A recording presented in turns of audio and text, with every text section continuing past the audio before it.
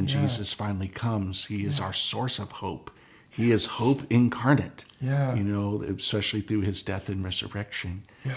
So what are your thoughts? I know this is a little eclectic and random and was kind of pulling together some thoughtful kind of ideas for this topic. Yeah, it reminds me, where she talks about the troubles melting away. It reminds me of what we've heard in Mass recently about how the Lord says in the book of Revelation that he'll wipe away every tear from our eyes.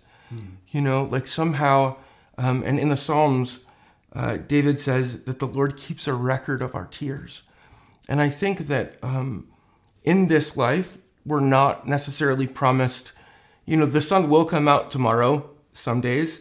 Yeah. Here it's been rather cloudy, and so it feels like it won't ever come out again. But hold on to hope. Exactly.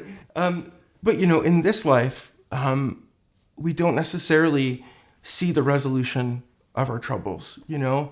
People suffer things that don't really resolve in this life, which is why hope is such an important virtue.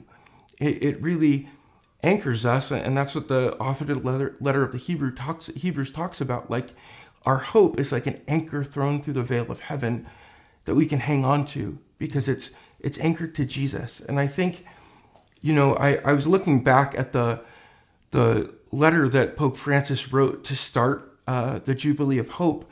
And the first line is, "Hope does not disappoint." And the fuller quote of that is, "Because the love of God has been poured out into our hearts